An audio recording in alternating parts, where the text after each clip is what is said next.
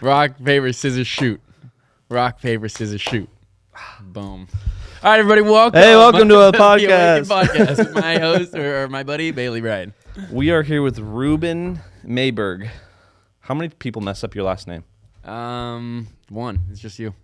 Oh, really? No, I guess it's not that bad. M-Y-B-U-R. No, it's mainly when I like say it out loud. Myburgh. Yeah. I have to say Myburgh, and then they're like, sorry, what? And then I say my burger without the ER at the end because they just That's way harder. That's not even how you spell your last name, bro. My burger without the ER, and it's my burg. They don't hear the G. I'm gonna at act the like end. that's a normal thing to say. I don't know why I threw my keys over here, but we'll keep them here. You nervous? Well, dude, thanks for coming on. Reuben is for those of you who don't know, some people might know who you are because you. Is this mainly to your youth? Yeah, I mean it's kind of random. It's like our youth, and then there's like random people that watch. What's up, Awaken Youth?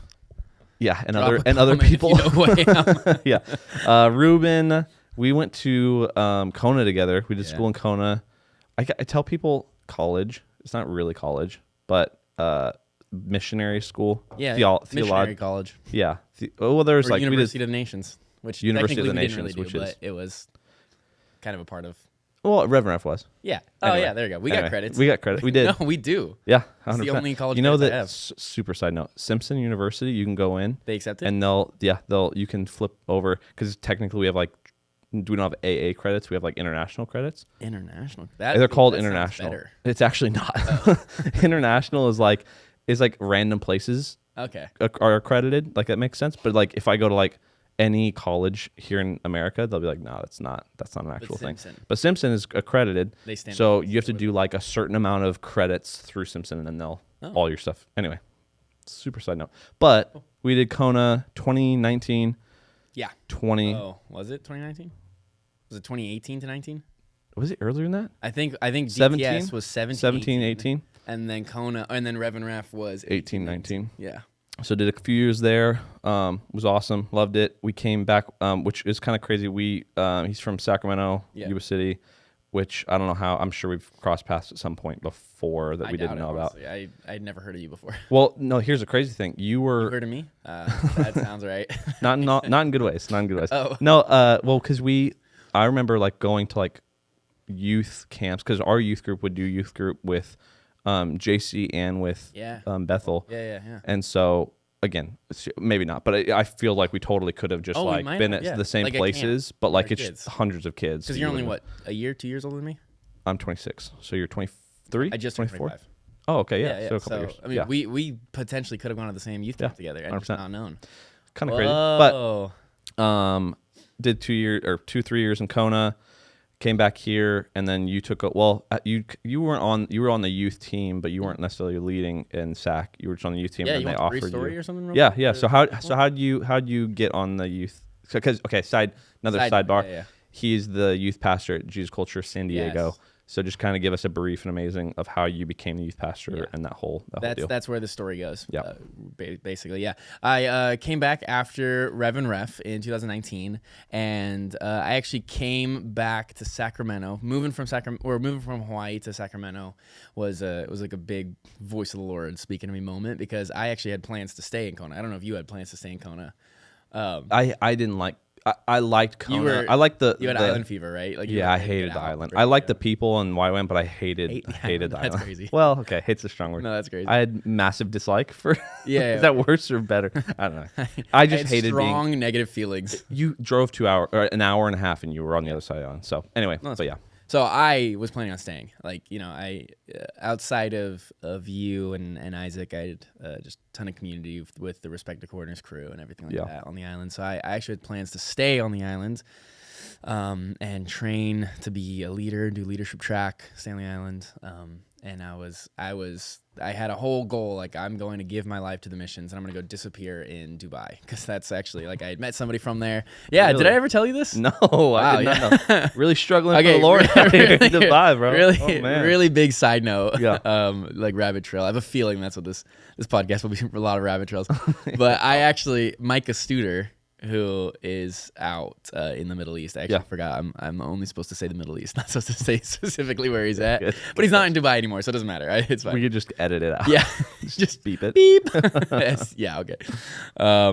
So I actually had met him after watching one of his videos that the Ekbalo videos that Tyler Connell made. I watched one of them with Micah in it and just was bawling. I think it was like an Ekbalo night at in the Ohana Court, which is just where we all meet for sessions or whatever in Kona. I'm looking at the camera. No, you're good. I thought I heard someone walk in. I was like, who's here? So I saw that video and I was bawling, and so I actually, through just my pastor and connections, got to meet Micah, and I told him pretty much. I said, hey, I'm coming. I'm doing this leadership track thing. I am going to lead a team, like a Respect the Corners team, like a YWAM team, out to the Middle East, and I'm just going to join you, and I'm going to stay. I'm going to send my team back and I'm going to stay here. Like, that was literally what was going through my mind of what I wanted to do with my life. And I still to this day have like a missionary draw, like want to disappear a little bit. I'm just kind of saying yes to the Lord being a pastor. But that's what I wanted to do. And just through a series of like conversations with my mentors, counsel, whatever, pastors, and them kind of asking me the hard question of like, what is the Lord saying? Yeah. 100%. Like, okay, this is crazy. You can like do great things and just like not be listening to the Lord at all. Yep. And this was like, I had this whole plan of like how I'm going to do this, I'm going to do that. And they're all amazing. Like, being a missionary is amazing and everything. And there are people who are called towards it. But when my pastors asked me like, what is God saying? Yeah. And I remember that moment, like literally not being able to, it was kind of a rhetorical question. He wanted me to talk to the Lord. But in that moment, it was like, I actually have no idea what the Lord is saying. Yeah. I'm just doing what is exciting in front of me. And it's so good. Missionary work is amazing. Totally. Yeah. Like everything. I just wasn't actually talking to God about any of it. Yep. So talked to God, long story short, pulled me back to Sacramento. I fasted for a week and was like, God, what am I doing? Ministry school, like I'm going to fast to get an answer from God. And so I fasted. I got an answer. I just felt like Sacramento was the move. So I went from Hawaii to the city of trees, the Valley of Trees in Sacramento. That you said it. And that's what it's called. That's what it is. It's the city of trees. That's why allergies. You could have so said bad. Sacramento. To the Valley of Trees, baby. Come on.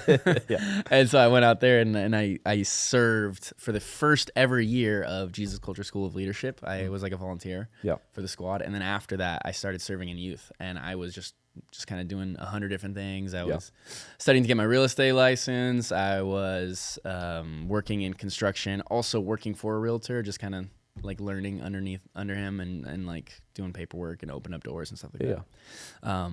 And then eventually through that, I was like about to accept a job in that world that was pretty good. Like, it was with family friends. They knew me really well, so they were like guaranteeing me a big promotion if I was faithful for a year and learned a lot, things like that. Like, it was a really, really, like, I love these people, and to this day I love these people. Yeah.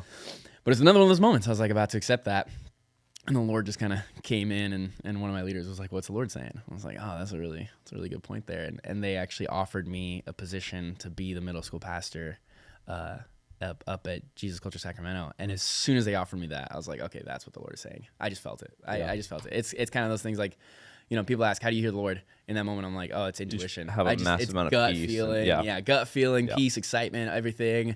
Way less money. Like, logically, none of it made sense. But as soon as they offered, I said, like, this is the house I want to belong to. Like, this is the house I feel the Lord has called me to serve. Yep.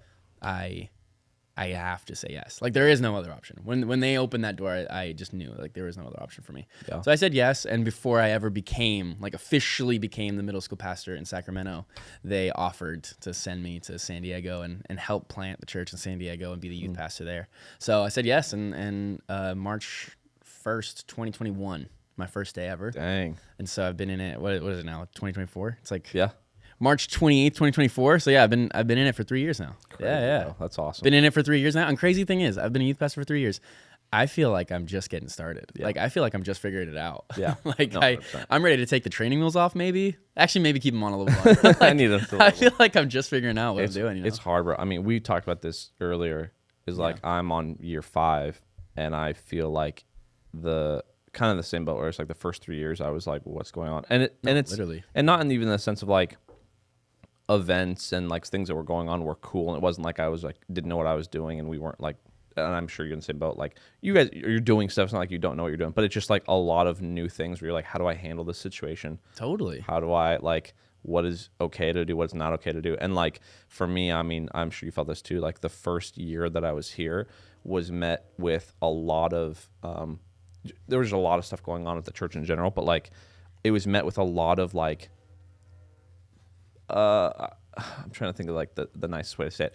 Parents that were just very, they felt like we should be doing it a certain way, and not even just parents, but just like lots of people that were just very opinionated, which isn't even a bad thing. But it's like as a 22-year-old kid, like 21, 22, like that's hard when it's like these people have been doing ministry longer than I have, but I feel like I want to do this. And like kind of you're starting to, in those 2-3 years, you're kind of trying to figure out like, who am I as a leader? Yeah. What do I want my values to be in our team? Yeah. What am I, like all of the things that you're growing. And I know that's one thing, like, I don't know if you guys have this a lot where you guys are at, but like here it's like, bro, people don't last in youth ministry. Yeah. And like, I just actually, we were talking about this with, I feel like I've talked with a lot of people, but like at my city, they had a whole thing, you know, Becky and Banting even, they were talking about like just how little, the little time that people have in it. Right? 18 months, 2 years? Not even. It's like, it's you hit that just under 2 years. And then you're Which, done. Kind of interesting, side note, not just for youth pastors, but just any ministry leaders. Yeah. They talk about how 2 years is a pretty common thing for multiple reasons, but the big thing is by 2 years of being involved in something, normally if you have stuff that you got going on, and again, not that this is why people leave, but like if you have anything you're walking through, 2 years is about the point where it's like stuff starts to come up. If it's like, even if like you're not good at certain areas in ministry and you need help in growth, and people are, that's like the best time for people to start speaking into your life. Yeah. A lot of times people don't like that because they're like, again, and that's just who we are as people. Like I feel like there's been times where people are like trying to show me how to do better in areas, and I feel like they're saying like, you're not doing good enough, which they're not saying that. They're just saying like, no, I'm seeing you for the last 2 years. This is something I'm seeing.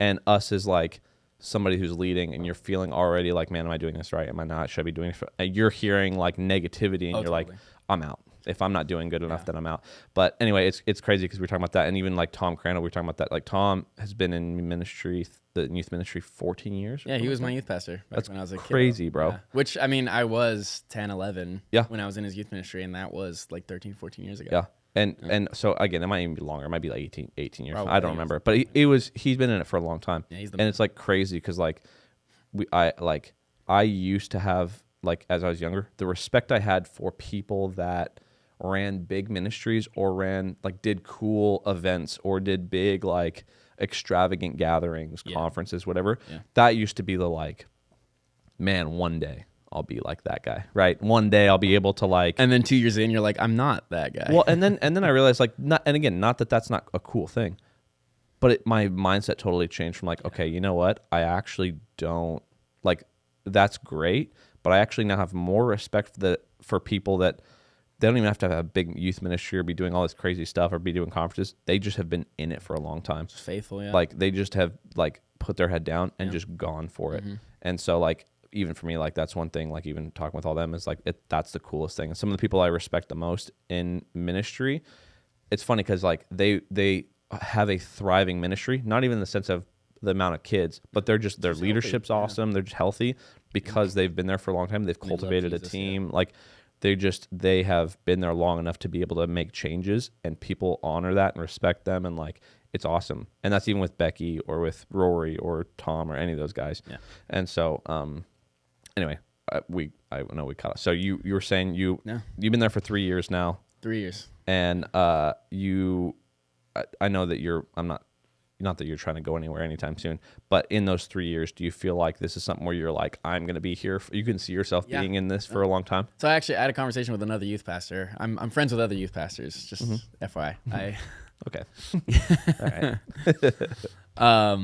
I had a conversation with one of my San Diego, my SoCal youth pastor buddies a while ago, and was just kind of updating him and just telling him about what it's been like being in youth ministry, because he's in a similar boat from actually us. Like you're you're 5 years, I'm 3 years. He's actually 4 years. So he's been in it for 4 years, just like kind of right in between us, which is actually funny. We're talking about turnover. Most of my youth pastor friends are actually in that range. I don't have a lot of youth pastor friends who have been in it for the 5+ years. You mean that most of them have been 2? Most of them are in the 2 to 5 year range. Okay. Yeah. Which kind of goes along with what we're saying. You know, the turnover. I'm just now putting those two things together. Yeah, bro.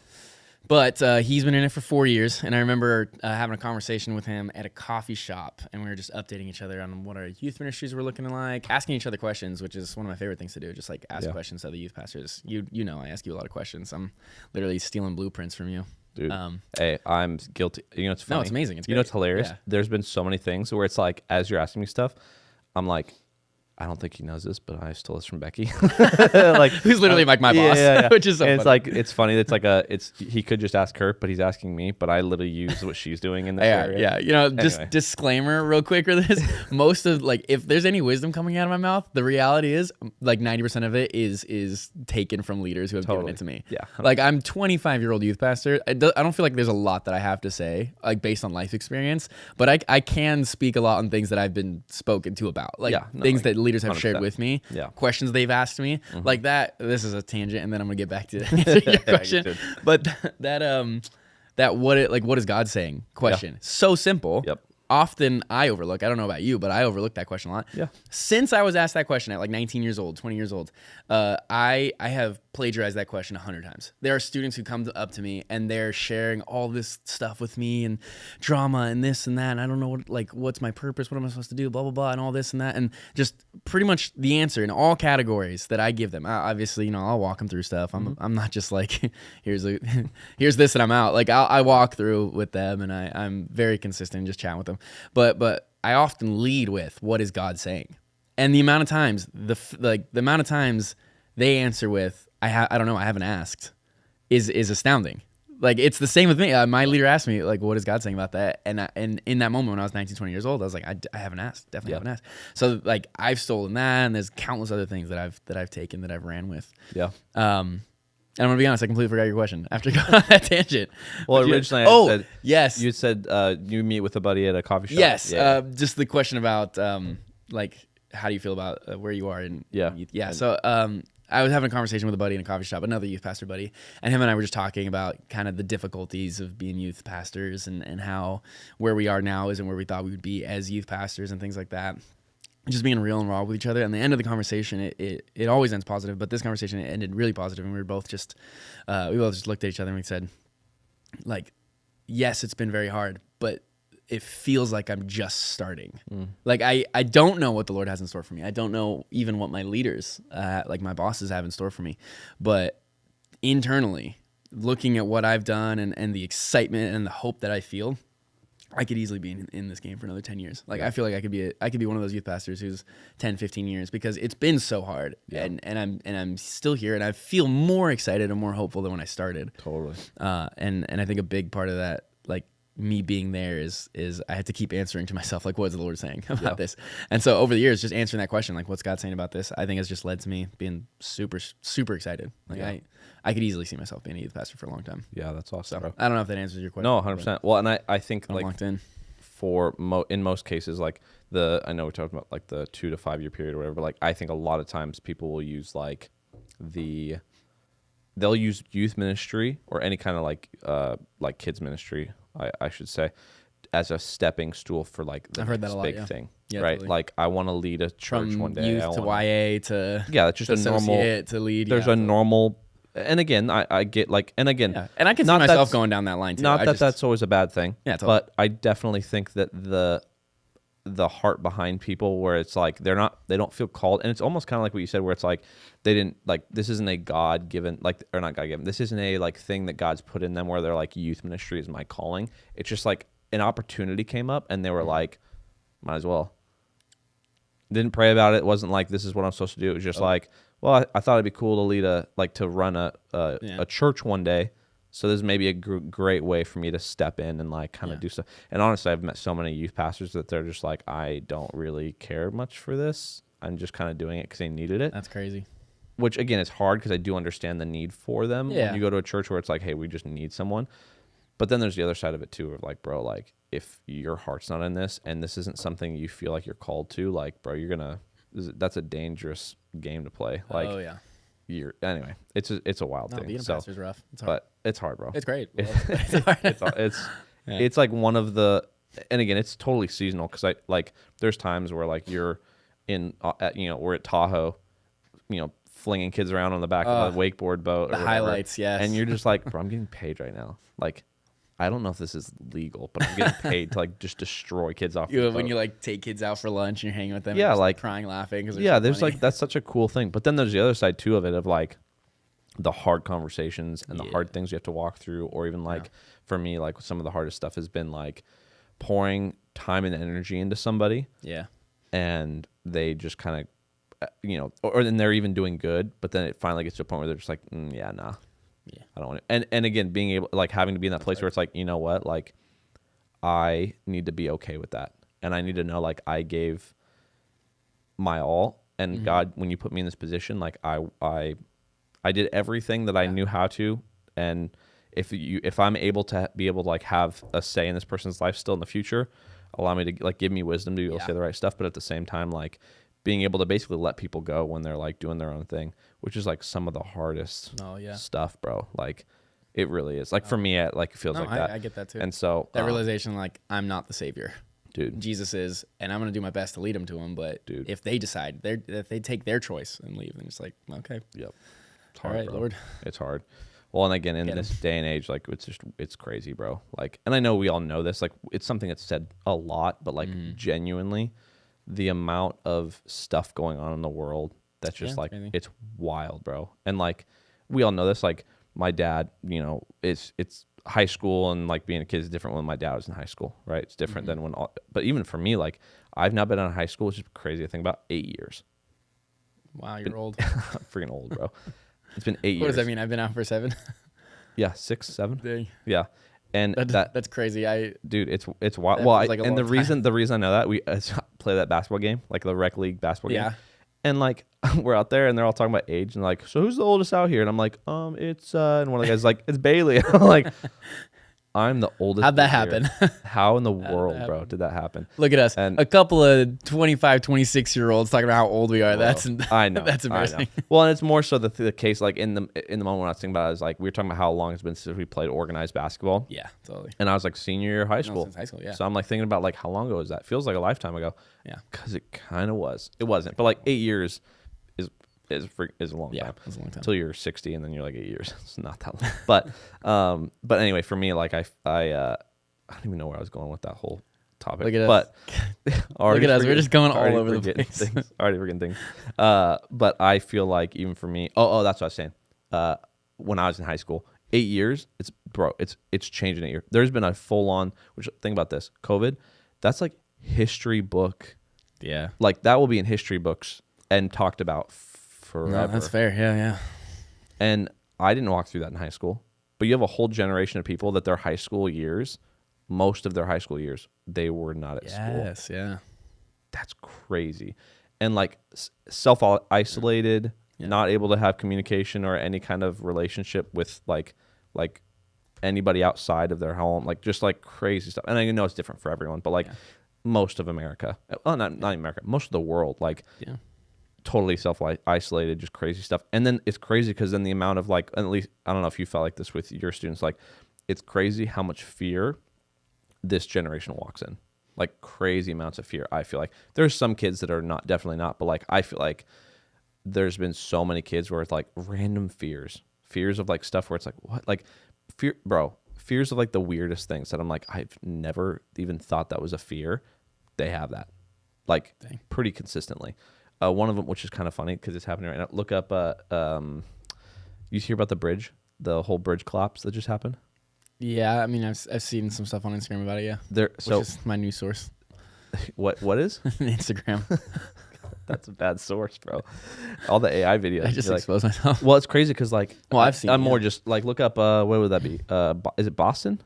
Look up bridge collapse boat. I don't know. A boat like hit a bridge. But the crazy thing is like the amount of kids. Like she knows exactly what she's looking for. I think it's because Ethan's telling her. Yeah, he is. But it's crazy because like we had a bunch of kids that like, yeah, that one. 9 minutes ago. You had a bunch. You can mute it. You don't have to. pretty wild though. But we Yeah. have a bunch of kids that are like scared of bridges and scared of like just like random stuff that like I've genuinely never drove over a bridge and be like, hopefully this doesn't fall. And you have kids now that are like afraid of driving before this. Oh, before this. And now, and it's crazy because like something like this, now all of a sudden, I bet big money that people are like now freaking out about like the possibility of driving over a bridge and something happening where it falls.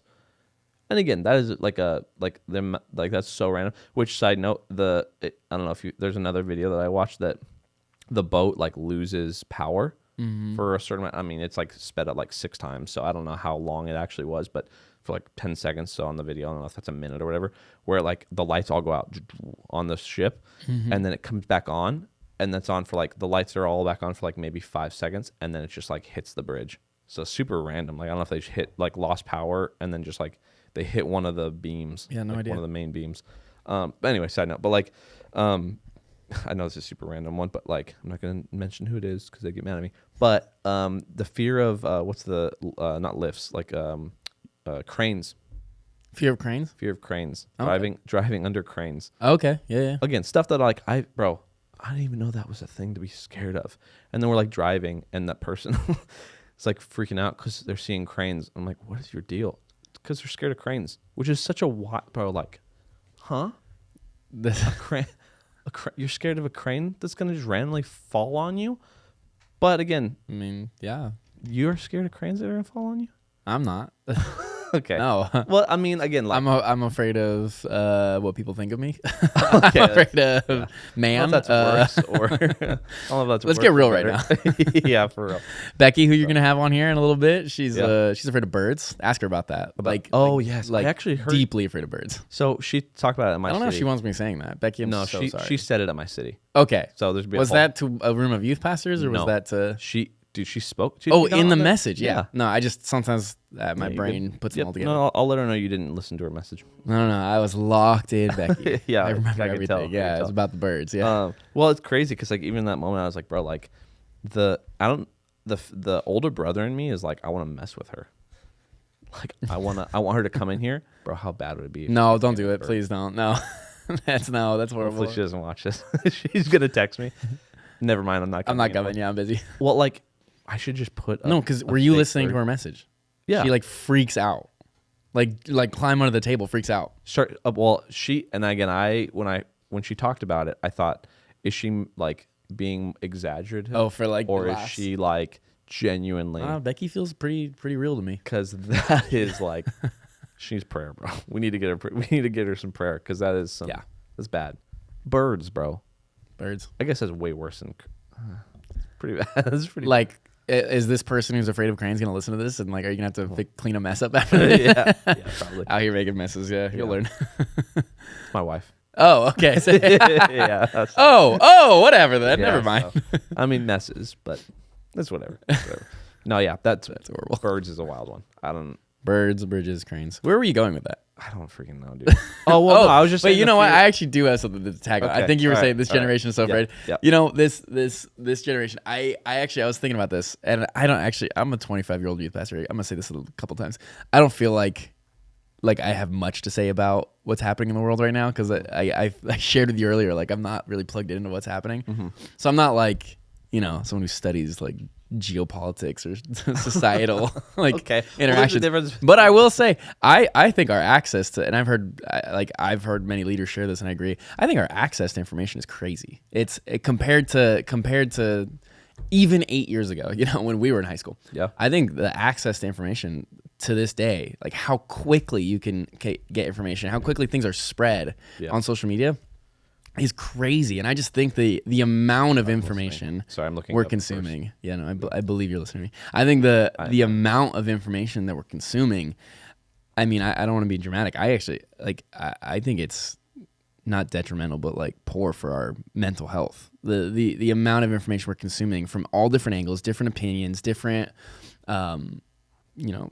heart-wrenching things that you hear about from all over the world, which I mean, like news is great. There's a certain degree, like we are kind of now globally connected community. So like, you know, as the world. So it makes sense to have connection, but just the amount of information we're consuming, I think it's just too much. Yeah. Like No, we need to have a little bit of appreciation for silence, honestly. Well, and it's like the two things go hand in hand with that, because laziness comes with that.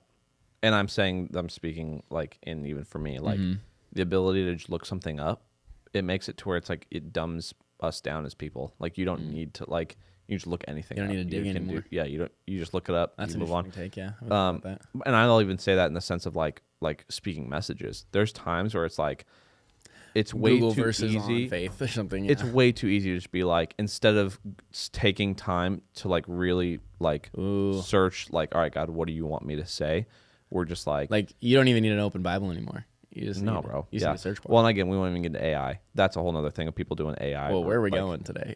No, because like people, have you heard? No, I no, 100%. People do like AI. I hear what you're saying. Like whatever. the image that's going in my mind as we're talking is like the legends of the faith that existed in the 1800s, that were around in the 1900s. The amount of effort they would have to go to prep a topical message, or to exegete a passage, to go into the study of the word, was tremendously higher than what I could do. I have this incredible app on my computer called Logos, and I hop in there and I have 3 commentaries open and 3 different translations of the Bible open, and I have a search bar that's insanely powerful. The culture, like I can just find what I want to find. Instantly, versus someone who would actually have to dig for it. Totally. Like spend time reading the context of a passage to get the context, rather than just looking in a commentary for the context, or looking in the the outline Bible for the context. Like the amount of time 100%. you'd have to spend looking for it, you're surrounding yourself in it, versus now where you just jump in and jump out. Well, and especially when it's like we really are in a culture. It's like what's happening right now. What's happening right now in the world? Fear of bridges. Give me some verses about fear, and then you just go right to that, and you just boom, you're done. And you just kind of like, it's pretty wild, honestly. It is wild. And I think it's taking away like all of these. Basically, it just takes away the ability for you to have to be in your like secret place and be like, all right, God, like I want to, like, in this time, I want you to be able to like give me something to be able to share. And you're like in your word and really like hearing the voice of God. Now it's like, just look it up real quick, move on. Like it's pretty hard. But even that's what I was looking up right now. I was trying to look up. Because I know it's in the Bible, but I don't remember where exactly it's at. I thought it was in Revelation, but it talks about us having too much knowledge. And I thought it was talking about, I think if I remember correctly, it talks about how it's in the future. There will be so much knowledge that you won't be able to, basically the whole thing is like, you won't know right from wrong, because knowledge will just be so rampant. Did you find that? No, I was literally looking up, but there's, when you look at a verse about knowledge and about a billion things come up, I was like trying to remember what thing it was, but basically the whole thing of like right now, if you look up something on a specific topic, there's knowledge, but there's so many different versions of knowledge, and what like topics now are just like, you can find sides of things, or like there's factual things are not really a thing anymore. It's more just like how people feel, how like it's way more, we as a culture, I feel like, have made everything way more like emotional. And it's not really like, what does this say? How can we like what does the Bible say about this topic? How do we actually move forward in this? It's like, that is like a thing of the past. Now it's like, well, what do we feel as people, and how do we make this change to fit what we're trying to like get it to say? Anyway, it's pretty wild deal. But yeah. Anyway, my whole message tonight is about the word and our relationship to the word, and how we need a serious relationship with the word. You can't have a casual relationship with it. So yeah, I'm excited about that. Dude, yeah, that'll be awesome. Yeah. I'm super excited for tonight. This won't be out by then, but like, come out to it Thursday night. Maybe come out to it Thursday night. Yeah. We'll have to book you for another. Hey, if you're watching this from San Diego, go to Jesus Culture San Diego, 6 p.m. Sunday nights. We have Rise High School. plug. Yeah, Sunday nights. I like that you guys do them Sunday nights, because then you just boom, you have Sunday church and Sunday nights. Yeah, it's a full day. But is it because you guys do middle school Sunday right after church or during church? Yeah, during our 11 a.m. service we have middle school. Yeah, that's kind of nice. Yeah, and then high school is in the evenings, except for once a month when we have a merge night. Then we have both together. Yeah, that is nice. Yeah. And you do one service or two? They have 2 services on Sunday. We have a 9 a.m. and 11 a.m., but middle school only has 11 a.m. Gotcha. Yeah. Okay, yeah. Could we do Saturday night and Sunday morning? So I know they do like some middle school does like some things here and there on like. You guys have church Saturday night? Yeah. Whoa. Our Saturday night service is bigger normally than our Sunday morning services. We have like a big Saturday night service. Sunday morning, I say big, but like we have like it's getting bigger on Sunday mornings, but we used to do, at one point it was Saturday, Sundays, and they were talking about adding another Sunday service, doing 2 on Sunday and 1 on Saturday. But it's just, I think there's a lot of different churches. We have 164 churches here. In Yuba? In Yuba City, Marysville. Whoa. 164. So it's like God. there is building his church. A whole heck of a lot of people that are like in church. Oh yeah, there we go.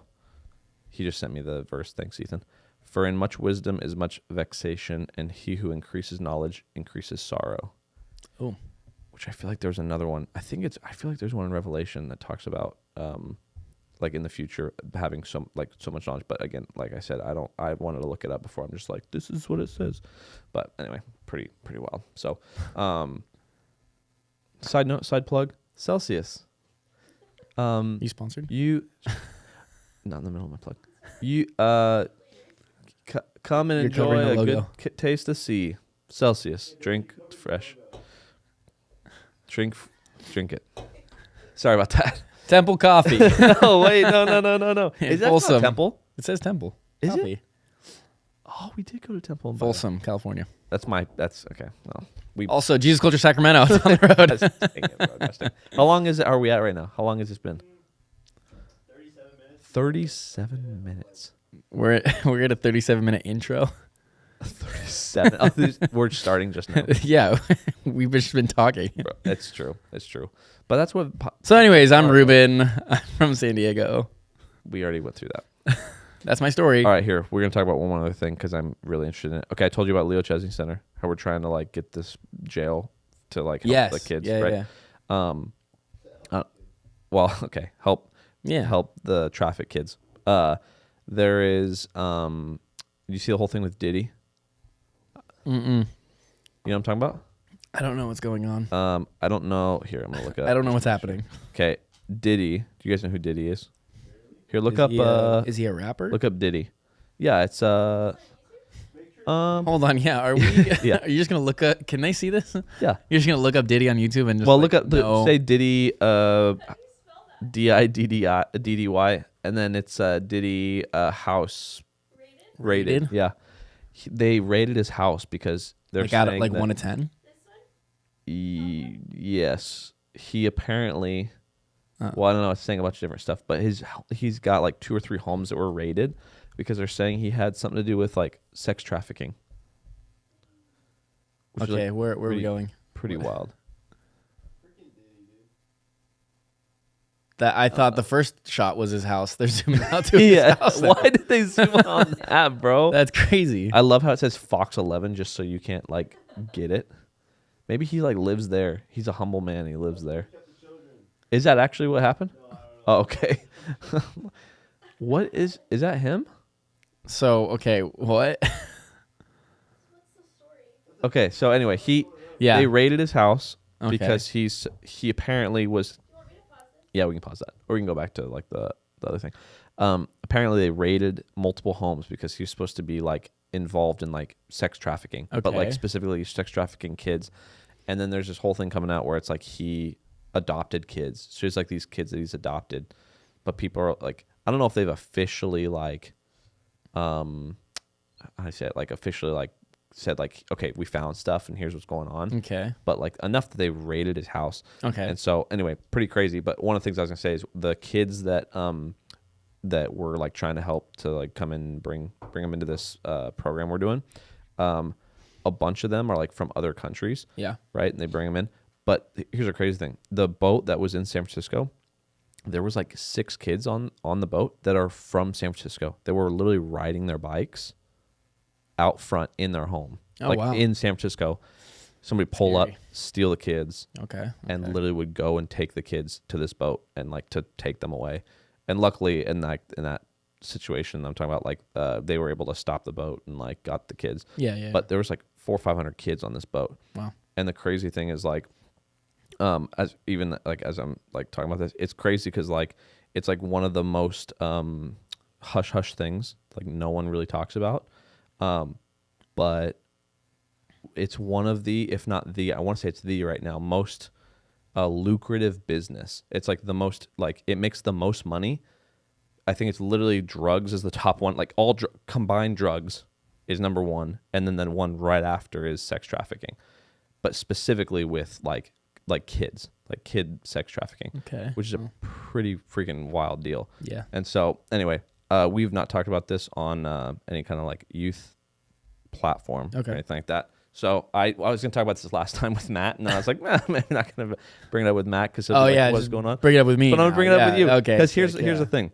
Have you guys do you like with your youth group or even like with your church, have you guys like brought anything like that? Have you like talked about that kind of stuff, or like even like had like anything that happens in San Diego that you guys are like know about or anything like that? Because that's what I feel like. All that to say, I never heard about that stuff ever, and it sounded like this far off thing. And then as like we started getting more involved, it's like happening everywhere. It's like oh yeah, like it comes through our town all the time, and you would never know. And like, have you found that at all? Like with where you guys are at, like there's a lot of it. Because you guys have a bunch of ports and stuff. Like where you're at. A lot of ports, yeah. So I'm like curious if you guys have like heard about anything like that. I don't know. Our church is pretty young in the area. I feel like probably the churches, we know a couple churches that have been there like for a minute now. Yeah. That are well established in San Diego. If there were churches who like do know what's going on with that, probably the ones closer to the ports, like more downtown, and the ones who've been there for longer. I don't know what kind of conversations are happening with like our senior pastors around like what's happening in the region. And not that it even has like for me it's like we never like I never even knew that was a thing, period. Yeah. Like it was talked about, honest, but like I would tackle it. I've got my like thumb on the pulse of what my youth, the kids that I'm shepherding, the flock that I'm shepherding. I got my thumb on the pulse of like what they're talking about, the questions they're asking, and we haven't hit that yet. It's pretty like, high school problems that we're facing. Yeah. Haven't yet as a youth ministry hit some of the big stuff. I do know that us as a church, we partner with a few organizations that do work with homeless. We have a lot of homeless in San Diego, like a big problem. I think it's just pretty much every big city in California, I think has this issue. But San Diego's, there's no exception here. Like we work with a couple ministries that work with homeless, but I don't think yet we are aware of or work with anything like that. Like sex trafficking, anti-sex trafficking organizations or anything like that. Well, you guys do homeless like because when we were around there, the city, like in the city. Yeah. So when we were there last, the weird thing that I noticed, and again, I guess this is like most big cities, but we don't really have this here. Homeless here just everywhere. There's no like there's no random place where it's like you go to a specific area in the city and there's homeless. Like there's homeless in like kind of outside of the city, like areas outside the city.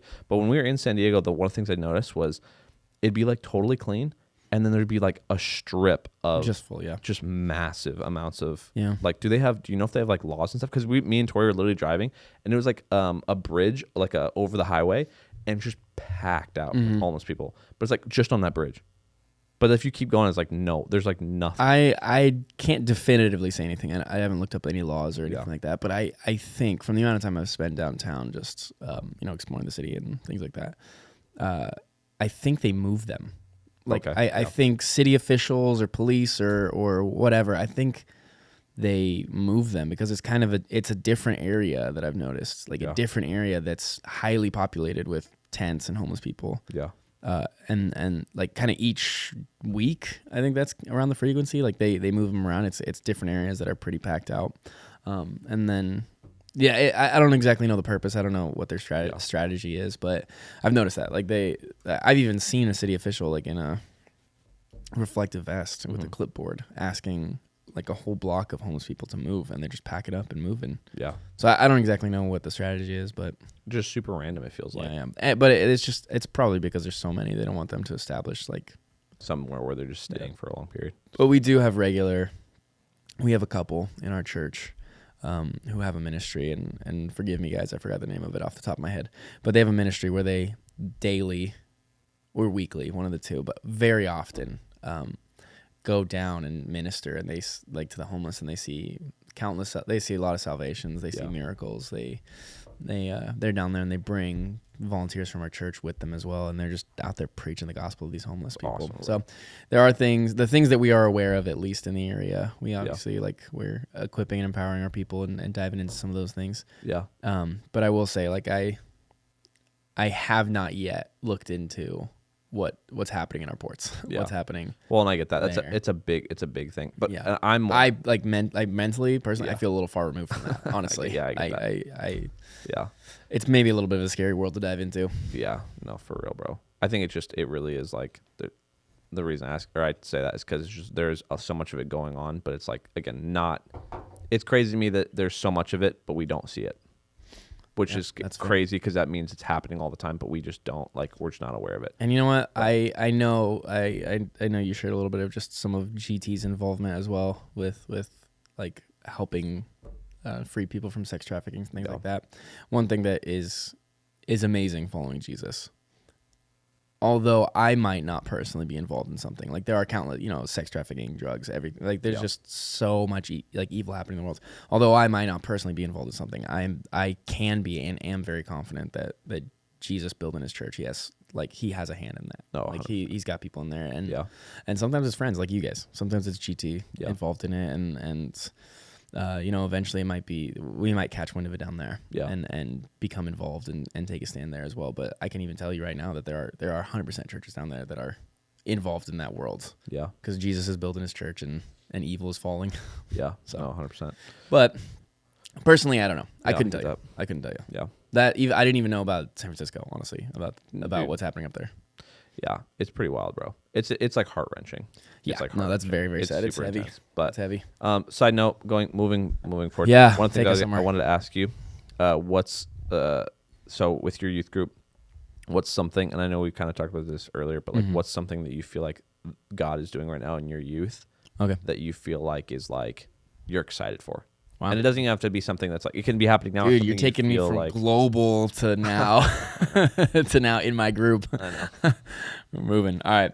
What's something I feel like the Lord is doing in my youth right now? Yeah, like what's something that, like, again, it could be happening right now or about to happen, or you feel like it's coming, but like what's something that you feel like even in your youth specific, like what's something you're like, I'm excited for what's happening in this area of my youth, or whatever that looks like for you. You want a practical answer or a spiritual answer? Both, whatever. My practical answer, one thing I'm super excited about. I just preface, I pretty much know nothing about like worship. I don't know anything about music. And like music directors and in-ears and technology and whatever. I don't know nothing about it. Like I love enjoying it, but I know nothing about it. Yeah. Just recently, our youth, we started like building out our youth worship team. Yeah. Which I know you guys are great at because you know what you're doing. But like me as a youth pastor, like down there, I don't know what I'm doing. So I like need to recruit help. And just recently started building it out. So we got some students who weekly are leading youth worship now. That's awesome. in our Rise high school services, which is amazing. And some of our like production and music guys down there are getting involved in upgrading the youth space. And so we're getting some we just set up a drum set.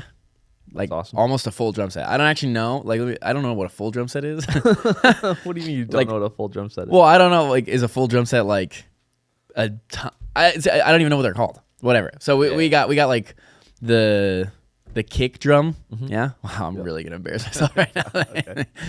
We got like a couple cymbals. Yeah. I think is that what they're called? Okay. Yeah. And then the little that one. Hi-hat. Yeah. Thank you. Uh-huh. We got the kick drum, and then we got like the snare and two things set above the kick drum.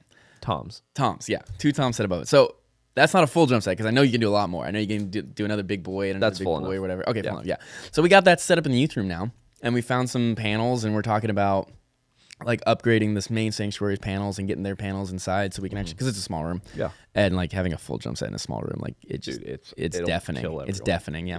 So we're getting that now, and we actually have a student, like 2 students who just rip on the drums. I'm so excited about that. That's so awesome. Practically, on a practical level, I'm just really excited where our youth worship is going. Yeah. I'm excited to see students getting involved in that sphere, bringing up the overall excellence of just our worship space, just kind of equipping the room to like for encounter, for worshiping the Lord, It's awesome. We've had a lot of amazing acoustic sets, and I love that. Actually, we'll probably implement regular acoustic sets, but honestly, just like the drum in the room and having an electric guitar, and it's exciting where we're going, and our kids worship, like they go for it. So excited about that. And then on a spiritual level, like I just, I've been speaking to our kids just about prayer and revival. It's kind of like the message of the house. Like Jesus culture obviously was founded on like seeking after revival and touring and seeing students just encounter the Lord in conferences all across the world. And it just really feels like what's happening in Jesus Culture Sacramento and San Diego with the Lord is speaking to our house. Like the mission that we're getting put on as a house is seeking after in prayer for revival. So I've been speaking to my students about prayer, and I'm hearing testimonies from parents and testimonies from students, just their engagement with prayer. And prayer is kind of the long game, It's not the flashy game. It's not instant gratification. It's not quick, which is kind of contrary, and it stands against this generation of instant gratification thing. Press a button, get a response real quick. It's not that. Like, it's slow. And so honestly, it's a testimony. Like when students are engaging in prayer. I just feel like that's been the word from the Lord for us as a youth ministry, that we would pray, that we would be a youth ministry that prays and expects the Lord to move, and expects the Lord to answer. And I've been seeing some fruit from that, like just students engaging in prayer. We've been sharing testimonies of prayer. It's kind of what most of my sermons, whatever I'm preaching on, kind of end up being about this, just engaging with the Lord in prayer, intercession, wrestling, things like that. And that I'm very excited about because, honestly, I'm excited because I know the Lord answers. And so getting my students engaged in prayer, I feel so excited because the Lord will answer. And when he answers, things happen, things move, things shake. So things will happen in students' lives. Things will happen in our group as a whole, leaders' lives, my life, region, all of that. We're kind of praying on all the levels. So that for me is very exciting. Just expectant for the Lord's reply to the prayers of these students. It's awesome, dude. Do you feel like you guys connect well with other youth groups in the area? Like, you feel like you, like, with revival and just like with stuff that you guys are kind of like praying into, you feel like like bringing other youth groups in your area has been something that's been like easy or hard, or not on like a youth to youth level, but like youth pastor to youth pastor level.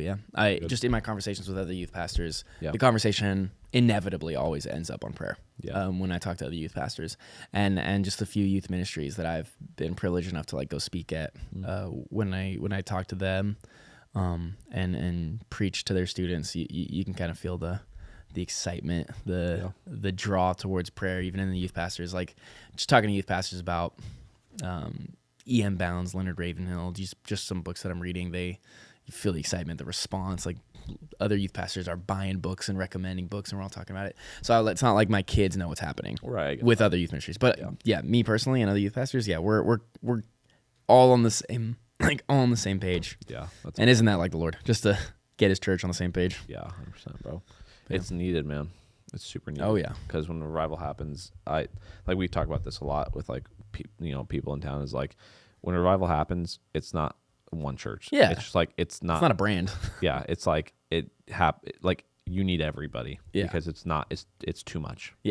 Which is like cool, but it's also so messy. But that's how God works. Like, God never works in a way where we think like, all right, revival, this is how it should be. This is how, like we were talking about, what's the revival that just happened in, I say just happened, but like last year, the revival, Asbury. So it's crazy because we were talking about like, I don't even know how we got on this topic, but like the like background thing of it. Like, if you were to be Asbury and like, or that church, and like talk about what do we need to do and prep and the whole deal.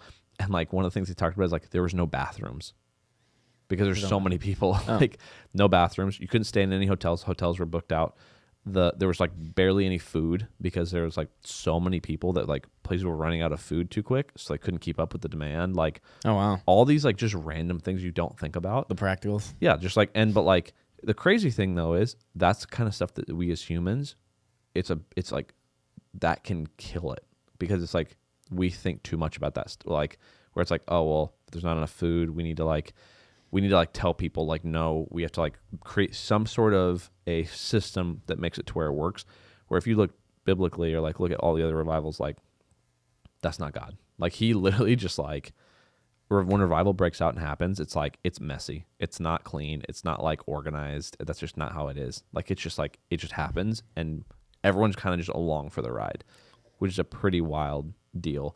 But I think even for us, like that's one thing is like, all right, like we want to be in a place where no matter what happens, we don't want to kill a revival that happens because of our own immaturity or our own wants to like be in control or whatever that looks like. And so like I think it'll be like super exciting because I know we keep saying like, I feel like at least since I've been a youth pastor, it's like revival's coming, but I really do feel like there's something happening that's like going to be super awesome and going to be like something that's never happened before. And I don't even think I know what that looks like it being honest. But I'm so excited for it and like excited to see even like in a youth area what that looks like. Yeah, because like that's one thing we talk about is like you have all these older individuals that like have wisdom, but if we really could have a generation that uses their ceiling as the floor and then is not even in a way of like thanks for plowing, I'll take it from here in a cocky way, but like genuinely like honoring the older individuals where it's like thank you for what you've done and like can take what they have, like their youth, and like run with the wisdom of the last generation. Like, and I think that for me is like that's going to be so cool to watch that finally, like that gap be bridged and be like, okay, let's go for it. Come on. So anyway, we'll see what happens, bro. It's exciting stuff. So. But stay praying. We literally lost our entire. They got bored. All the people. Oh, are they? Oh, they're we got worship going on. What Come time on is now. it? 5:02. Yeah. Well, hey, dude. Thanks for coming. Yeah. So thanks for Bailey coming on the show. Really excited. What's the movie? We'll have him back next week. The movie where you turn your hand. The time movie. Yeah. Have you seen like that movie? past time? They like it's like that's how they like arm wrestle, but it's with time. I just stole all your time, just so you know. No, it's the other way around. When you're on top, you're giving time. So you gave me your time. Is it? Yeah, I'm pretty sure. I don't know. I saw a trailer once for that movie. All right, well, dude, hey, real quick before we end, here, wherever, anything you want to promote, anything you want to say, all of our followers, yeah. So like to the hundreds of students who are watching this from San Diego, come check out Rise Youth Sunday nights, 6 p.m. at Jesus Culture San Diego. And if you're just tired of hearing Bailey preach every week, you should hop on down to Sacramento, JC Sacramento, Wednesday nights, 6 p.m. Yeah, go there. I'm just kidding. This is your pastor. No, bro. I honestly, the crazy thing is, if you're in a 5-mile radius of Bailey, you can literally go Tuesday, Wednesday, Thursday. Oh yeah, double dip. That's what I'm promoting. Yep. Double dip. Go Wednesday nights to Jesus Culture Sacramento's Rise Youth, and then Thursday nights come here. Just get a double dip filling. True. Stay praying. It's true. Yeah, I got nothing to promote. We don't care. We don't care where you go. As long as you're plugged in, that's all we care about. As long as you are pursuing Jesus. Yep.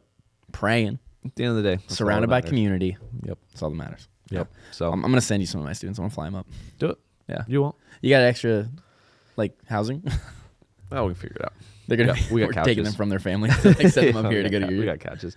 Well, hey, thanks guys for viewing this podcast. If you've made it this far, go to our. If you are interested in what we got going on, podcast videos. We got some vlog stuff that's in the works. We're excited for youth pastors, leaders, a bunch of other stuff going on. So if you guys are interested or want to look at more of what we got going on, check out our Instagram, Awaken Youth. I don't actually know what I should know what our Instagram is off the top of my head. I was literally thinking about that. Is it? It is AWKN.YTH. I was thinking about the same thing. I don't think I know what my youth is. I think it's like JC San Diego YTH. Oh, actually, I do know it. Yeah. So, go check out their. We'll put their stuff in the description. Merch link in bio. Smash that like button. If you guys want to check out our website, Awaken Youth, AWKN Youth, and full spelled out youth.com. We got all our stuff on there. Summer camps, Six Flags, all that kind of stuff. Go to their summer camp. I've been before. So sick. It was so much fun. You have been to ours. I have. Well, yeah. you went to. This was pre-youth pastor. Before I was a youth pastor, Did you pay me? I think you paid me. I don't. Yeah, because you which came is and stayed amazing. the night. Honestly, hey, they honor so well their leaders. We literally. No, this is like this was pre you, dude. Anyway, that was wild. But yeah, their summer camps are amazing. If you're in the Yuba City area, what is it, 7 p.m. on Thursday nights? 7 p.m. Thursday. 7 p.m. Thursday nights. Glad Tidings Church off of Eager Road. Boom. Is it Eager Road? Eager Road. 1179. 1179 Eager Road. Check them out. Thank you. Appreciate it. This guy preaches pretty good, I heard. He's never heard me. I don't think I have, actually. I'm a bad friend. It's all right. Well, hey, we love you guys. We'll see you guys whenever we come out with another one of these. Peace.